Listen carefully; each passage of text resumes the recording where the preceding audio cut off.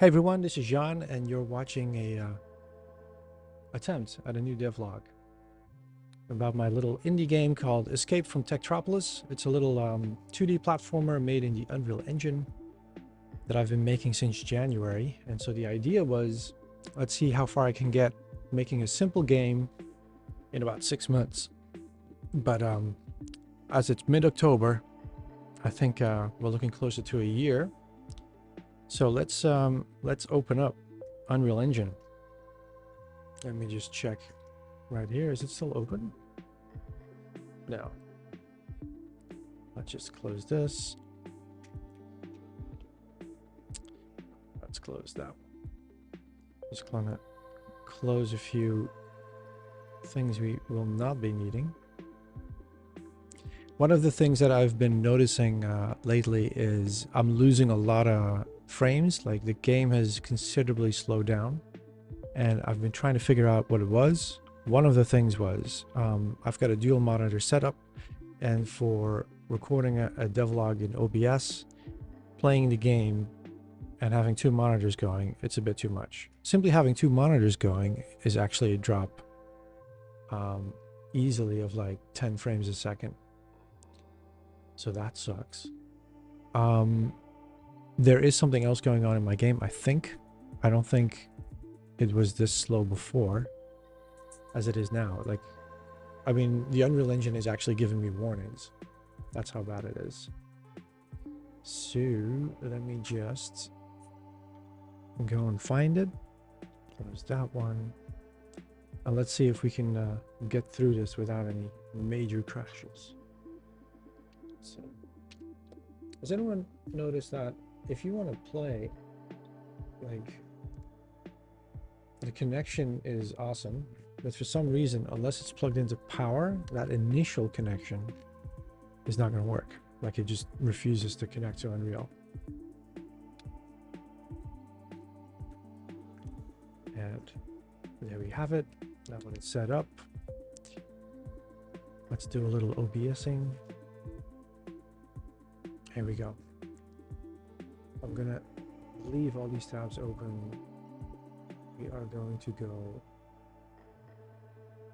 to a different map altogether, which will be...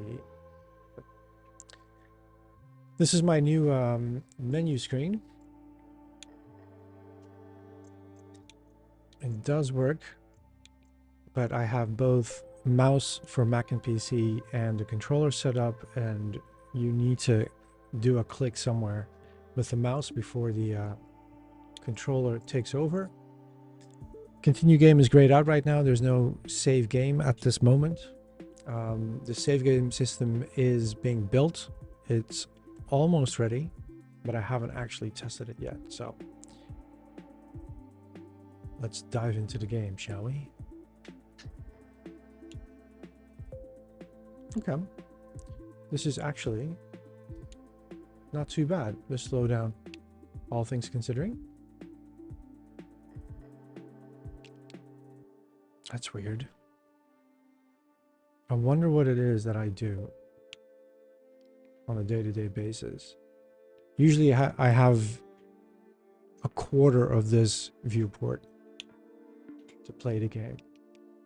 All right.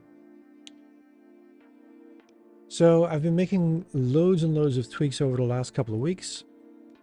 I've got a new font. This is very exciting. I have new fonts all over the place. I've got a new main menu set up just for the challenge levels after deciding to go a bit smaller in scope and just make these little challenge levels instead of these big sprawling levels where you get to walk around. Things have been going a lot faster. I make this game in my spare time. I try and work on it every day, but there's only so much time because coding gets a little intense sometimes, especially when you're learning so many systems in the Unreal Engine. There's so much to learn. There's so much to keep track of. And the past month working on a save game system made me want to save some things, and the thing I wanted to well, basically the game didn't really have all that much to save. There's coins you can pick up,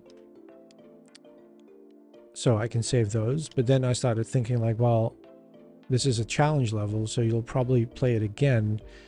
So how am I gonna award prizes for the amount of coins you collect? Am I going to keep track of how many you collect on this round? So let's say I'll leave these 4 just hanging. So let's say I collect 6 and there's 4 left. Well, then the next time will it just record that I collect 7? And so from that point on, the high score for collecting coins is 7.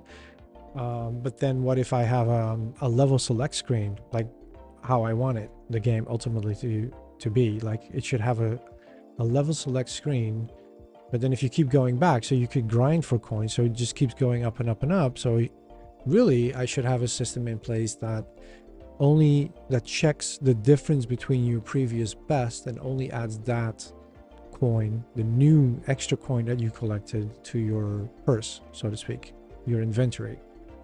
So that you can grind, right? And so these are the kinds of thoughts that I've been having that have been driving me nuts. The other one is, so I made it through the door. This is the challenge. So now I walk off screen and it immediately opens. Something went wrong there. It immediately opens the next level. There should be a little splash screen, also with new fonts. That didn't happen today. Things to look into on this live playthrough. So let's test if the restart button works again. Red door needs a red key. I can go. So now I've painted myself in a corner. I cannot go back to where the red key is, in the flashing over there in the corner. So we open the menu, new fonts, very nice. Restart. Will it restart level 1 or will it restart? Yes, restart level 1. Okay. That's another thing that I've broken. That isn't quite fixed yet. Way the moving between levels worked, version 1, is there's a simple collision box behind this door, and it triggers a splash screen, and then every level has its own name in a variable stored, and that gets passed to the open next map. It's kind of how it works. So to test the new save system I'm putting in place, I had to break that section of the node, and that's why it's now not working, because the saving the level was another one of those hard thoughts that I had to kind of think about how I was implementing this all over the game. Oh, this is harder than I thought, that I already have. All right, let's try that one more time. Charging.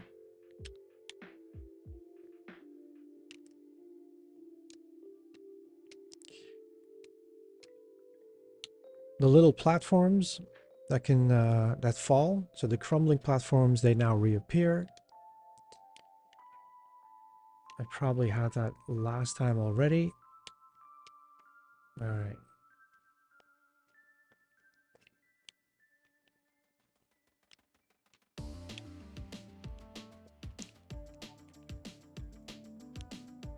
Let's see. Over here, you see them pop out of existence and come back on.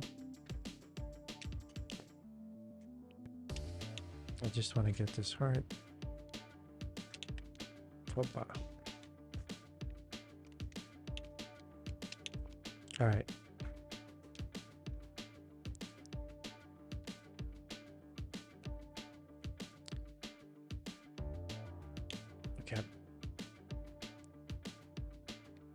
So I want to get this key.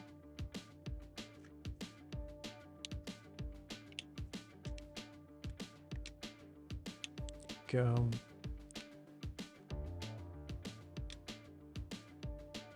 And I want to get to the next level. But first I want to see if dying still reloads this level rather than goes to... Oh, and I'm gone. There's no game over screen yet. It just fades to black. Yes, okay. So dying still works. That is still how it should be. Oh, let's see if the... Yeah, there we go. Here it still works. And this is not okay. So I put a little pointy hand to point you where to go in case you need to go off screen. The dots look like little eyes, like it's pointing towards eyes. You see that? It's kind of funny. This is another bug we've just discovered together. I need to get another key. This is a very short level, as you can see.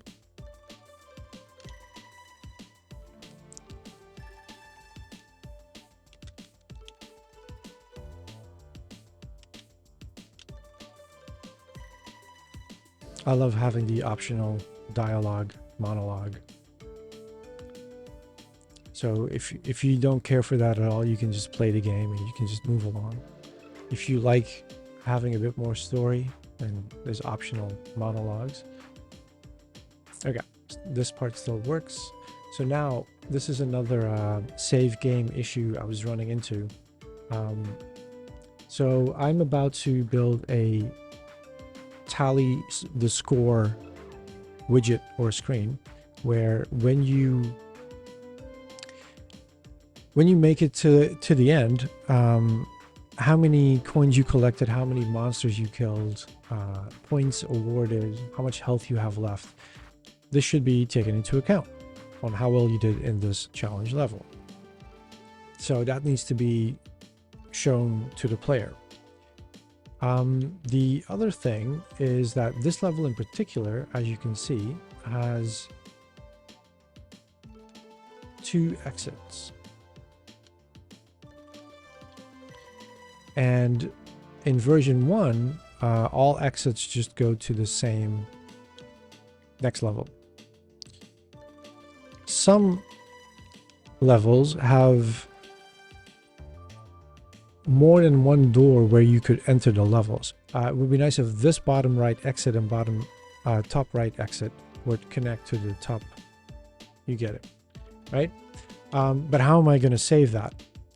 So I've been building out a new exit the level system that will trigger the tally score screen and then save that which exit you took, so that in the next level, the level blueprint can get that information and teleport the player to the correct door, right? And now I need to think about where I need to go. Oh, I failed. So in this level, you can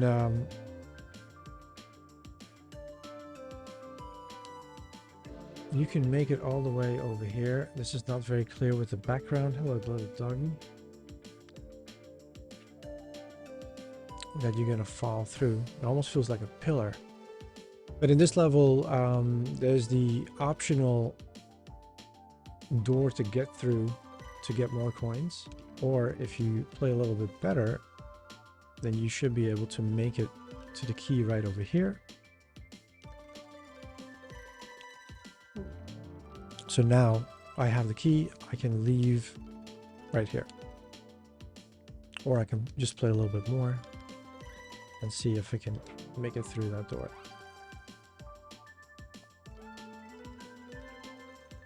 Yeah, so the gap here, I mean, I guess it's kind of obvious. Oh, I got 2 keys.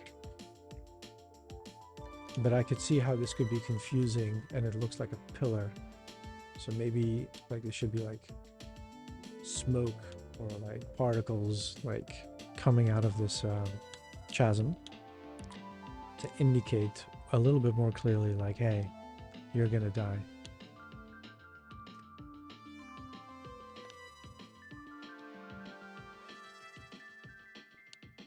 Okay, go.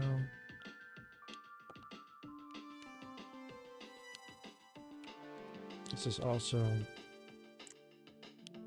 not very clear how this is gonna work.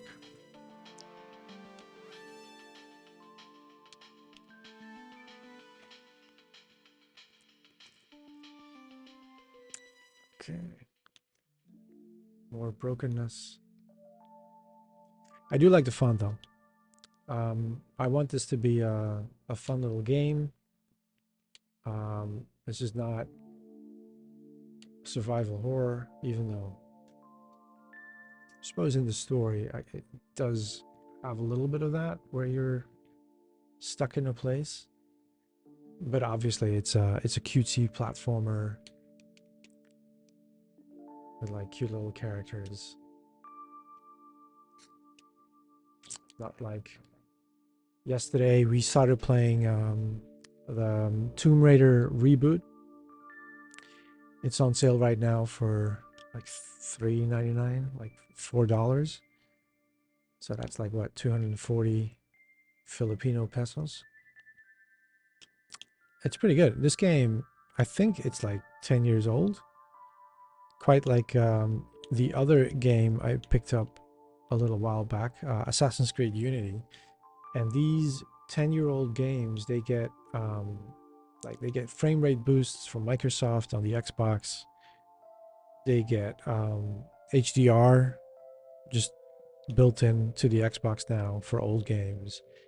And but just the design of the game and the looks of the game were already, I mean, this is like 2013. It's like it still holds up.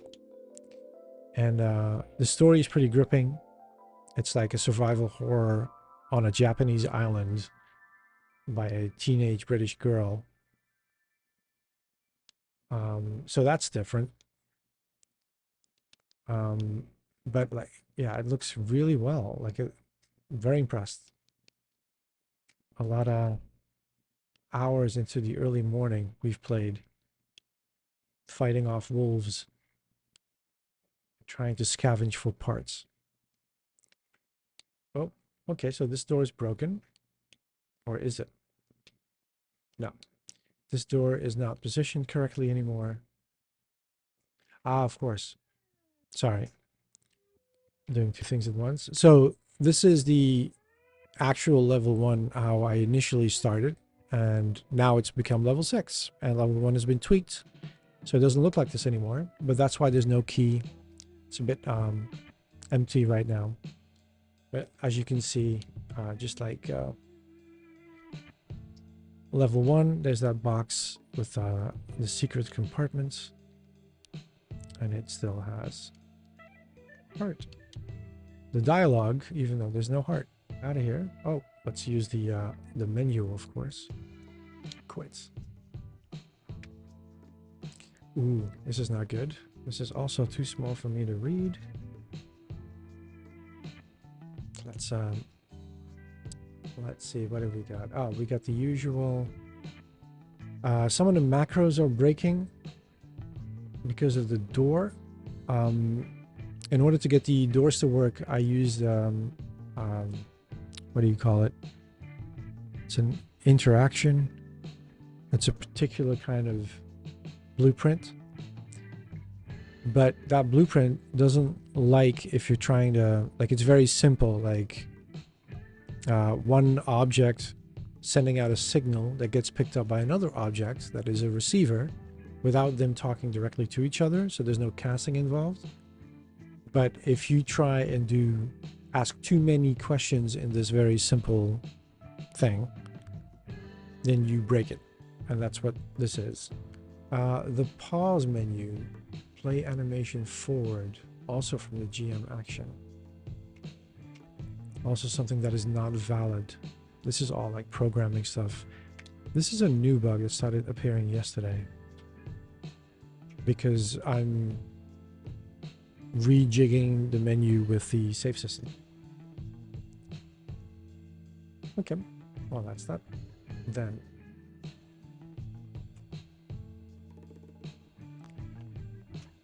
Then now it is time for me to get back into the swing of things and hunker down, follow some more tutorials, see how they've done things, and see how that does or does not line up with what I'm trying to build. First, I'm going to have to go through the levels and set up the collision boxes for when you exit the level, and go through all the levels and add an extra variable so that when you put the box in the level, you can decide at that point what the level is that it's going to connect to make life easier for myself. A little less hard coding actually in the code, in the nodes, but more as I'm building the level. So you guys, thanks for watching. Hope you liked this video. Hit like, hit subscribe, and I'll be seeing you in the next one with more new features.